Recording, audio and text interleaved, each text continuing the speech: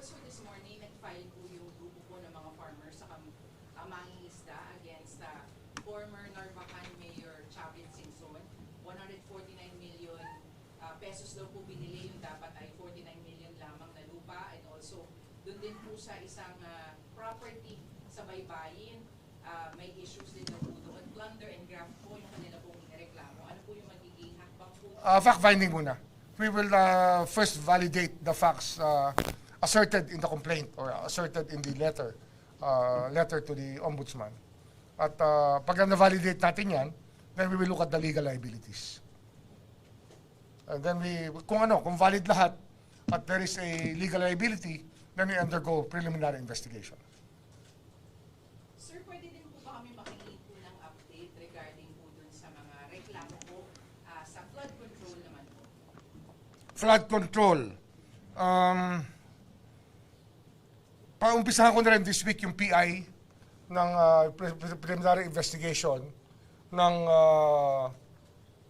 first cases na final dito. Yung case ng Mindoro Oriental at yung case ng Bulacan Ghost Projects, paumpisahan ko na this week ang PI. Kasi yan, kung fact-finding lang, meron nang naging pagtingin ang DOJ. Pero just the same, sa PI, pwede pa naman i-adjust lahat yan. Just another day of evaluation before we pass it on to PI, before we form the panels that will conduct the preliminary investigation. So this week, gugulong na yan.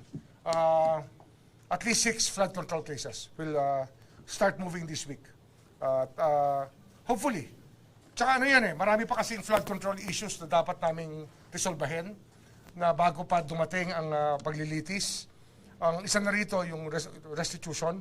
I will seek the advice of the judiciary on this matter. Kasi nga, they have decided cases before in the Sandigan Bayan where restitution became an issue. And was not really an issue because it became part of the strategy of government. So kakausapin natin ang Sandigan Bayan dito at probably seek the advice also of the Senior Associate Justice of the Supreme Court on the best way to treat cases where restitution is possible, but with the cases in front of you, to how to treat it together. Yung case tsaka restitution at the same time. Sir, para po sa publiko, paano po ninyo ipapaliwanag yung issue nga po ng restitution? Hindi, kasi ang solian ng yaman na hindi dapat kinuha ay isa yan sa mga prinsipyo na hindi lingid sa ating lahat bilang mga Pilipino. Lahat naman tayo nakaranas na nawala isang bagay at nais natin ibalik lang ito. Kaya lang, siyempre, pag meron ng obligasyon sa batas, kinakailangang ang korte ang tumingin talaga dyan sa obligasyon.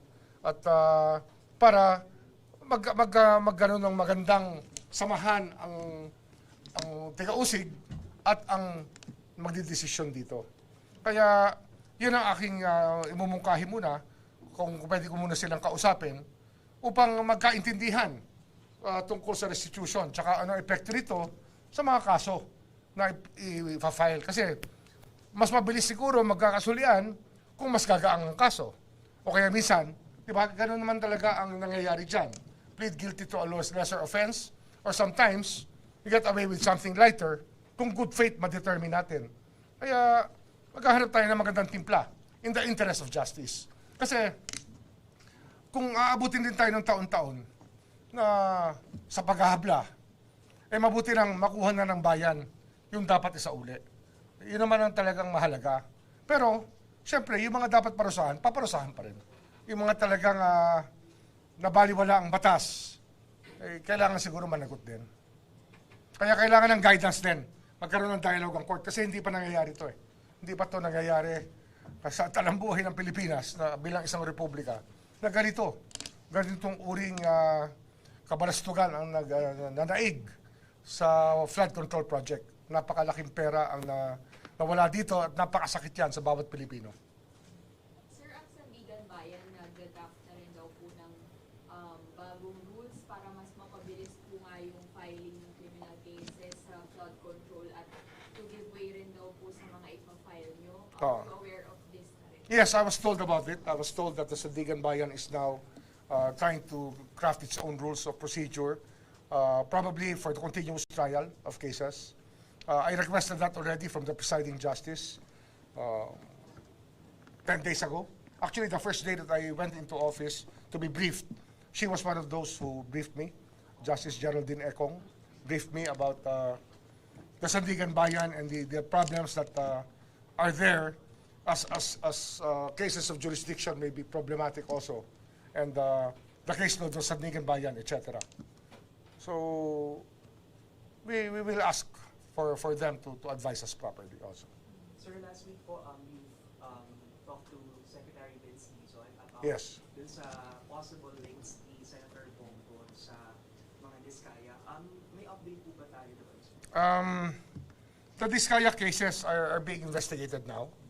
At we're gathering enough facts. Kaninang umaga, meron akong bisita from DPWH who will formally assist the Office of the Ombudsman with regards to documentary requirements. Kasi ang papeles niyan, mahalaga, maikasa. Example ko na sa inyo, yung payment vouchers, no, nabayaran na yung proyekto, tapos hindi pa naman kompleto, nabayaran ng disadvantage to the government yan, di ba?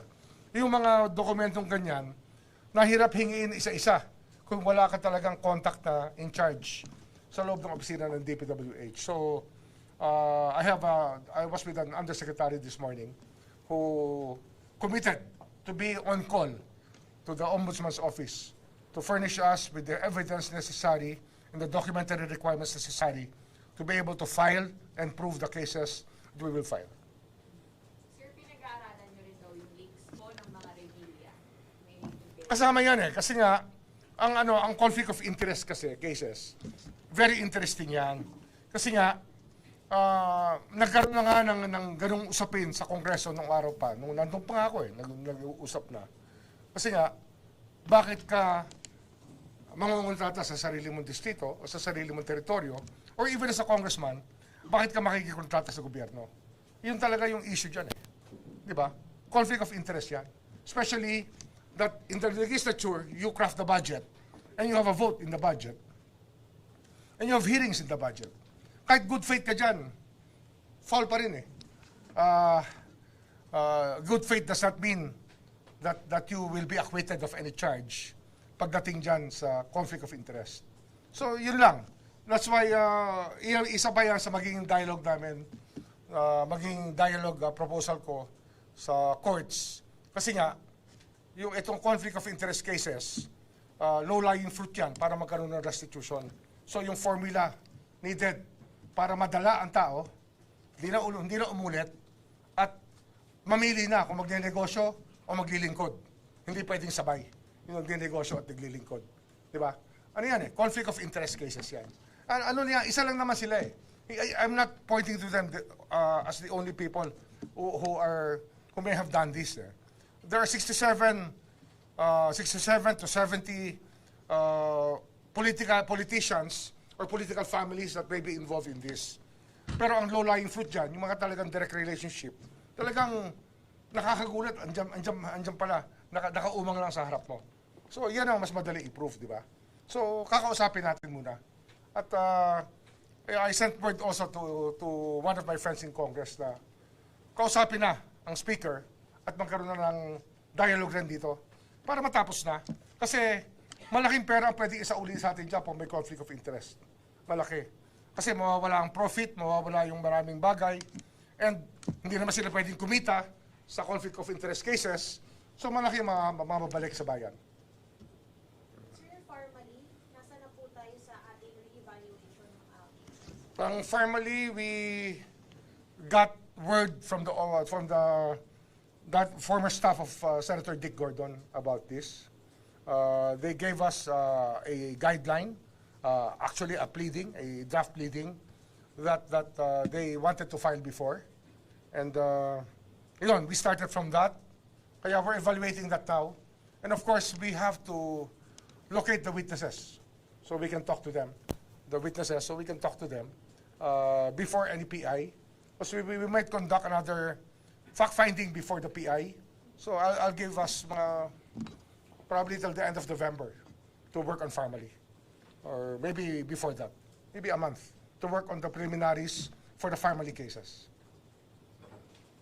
Sir, nag-meeting kayo, di ba, ni Mayor Magalong? Hindi kami natuloy. But I viewed the projects, no? Marami kasi yung projects na yan sa Benguet area, tsaka sa Zigzag, sa paikot ng Baguio, sa Mountain Province, tsaka sa Benguet, at the other provinces within the Cordillera. So, marami na ako nakuhang word about, kasi umakit ako doon, may kausap din ako mga locals na engineers who talk to me about it. Yun nga, yung overpricing at labor-only contracting na nangyari. Ayun ang sinasabi sa akin ng locals. Somebody supplied the rock netting, and then somebody just supplied the labor. And it was not really much of a, it's not rocket science to be able to do that. Pero the pricing seems to be outrageous, disadvantageous to the government. So yan diyan kami nagsisimula dyan, sa rock netting. But I will talk to Mayor Magalong. He's asked me to come back, and I intend to go back to Baguio. But probably in November already for the rock netting issue. Kasi yun ang mainit dyan eh. Reports of around 400% overpricing of the materials used for rock nets. Sir, kanina pong umaga or this day, sir, si Senator Risa Hontiveros, sinapublikay niyo po yung SALN niya, sir. Okay. What is your take po sa mga initiative na ganito, lalo na sa mga politicians? It's good. Oh, it's good. Oh, tama yan. Do you recommend, sir, sa ibang politicians din na kahit wala pong request sa Ombudsman or any requesting party, is a public... I wouldn't impose it on anybody. Kanya-kanyang decision yan. But, you know, we will get used to it. Ang mahalaga, we get used to the idea that everything has to be transparent. I think that's the way to start. I'm not worried about the SALN issue. I think that sooner or later, the culture of transparency will prevail in our country. Yun naman ang gusto natin eh. Kasi accountability will always go with transparency para makikita ng tao talaga na sincere ka sa ginagawa mo. Kaya sabi ko nga eh, yung kaninang pinag-uusapan, maglilingkod ka ba o magninegosyo?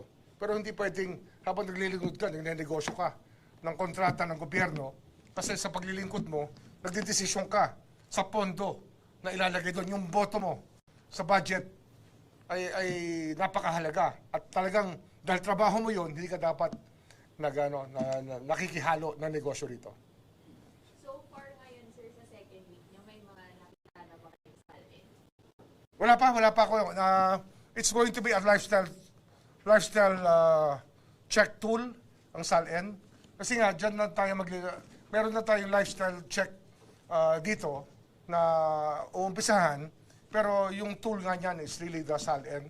And we will need the cooperation of both houses of Congress and Senate. And probably dialogue with the Supreme Court also on the matter so that even the judiciary can be part and parcel of this whole problem and solution. Kasi ano yan eh, when you talk about the justice system, they're always part of it. So why not? Why not be the same as us when we want transparency to prevail? Sir, singit ko lang po. Baka lang may update din kayo dun sa dalawang lawmaker na nabanggit niyo earlier. I clarified that, no? Pinag-aralan ko ulit, no? Yung isa, naging lawmaker siya, pero yung hindi pa siya lawmaker nung na-remit sa kanya yung pera, but he was also known as basta kasama sa DPWH dati. The other one, kapatid niya, yung lawmaker ng panahon na yon, ay ngayon siya na yung lawmaker. Kaya, andun pa rin yung conflict of interest. Conflict of interest yan eh. Yun ang ating pinapanood dito. Basta ganyan kasing issue, we look at relationships. That's always part of the study that AMLA does. Pagdating ang Anti-Money Laundering Council, looks at relationships. No details pa rin po kung sino. Not yet. Kakausapin ko pa. Tsaka we're finding out more details eh. Baka mawala yung ebidensya namin, kaya nag-iingat pa tayo. Sir, yung kay Commissioner Mario Lipana lang Yes, po, yes. meron po kasing lumabas na report, 1.89 billion. Yes, I got files last Friday afternoon. I had a meeting, and I got a random of files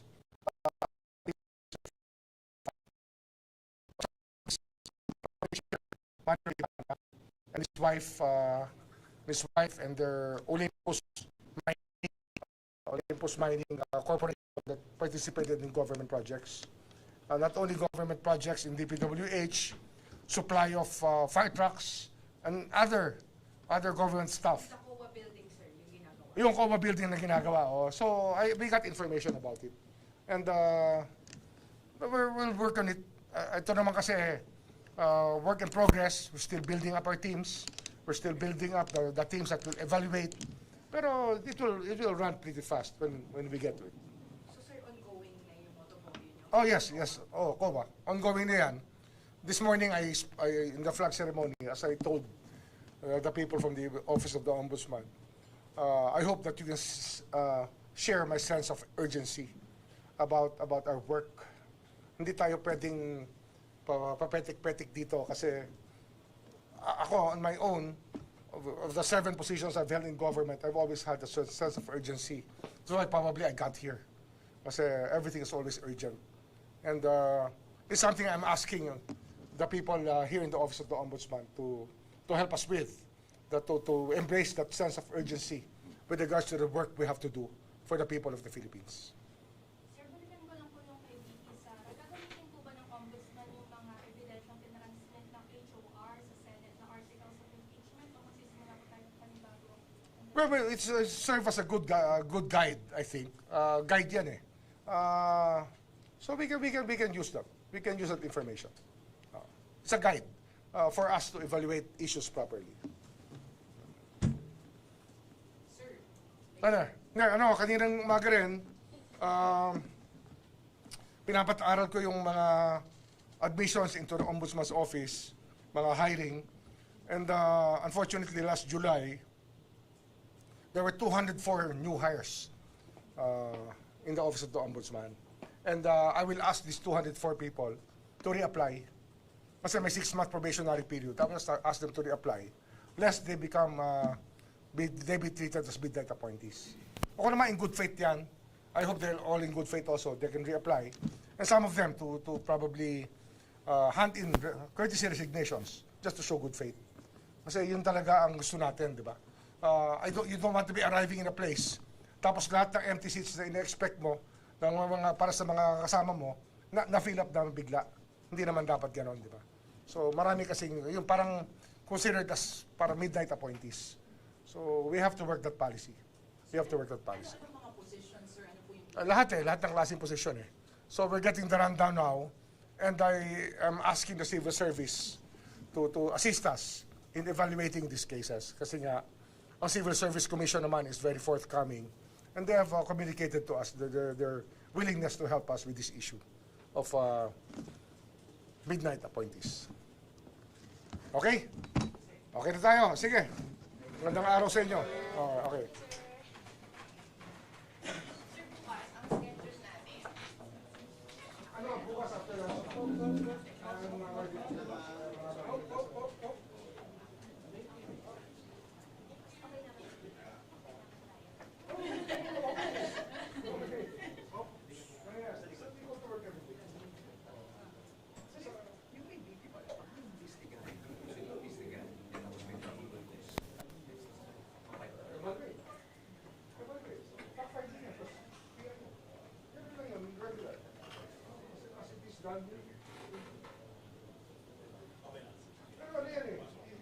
It's one of the many cases that we have to have.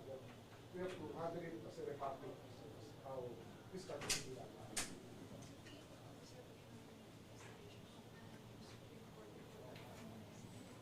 Hindi ko alam. I really don't know. Basta syempre, due process is important. I think that's the principle we have to follow. Flood control, I think, is urgent. It's the urgent issue of the moment.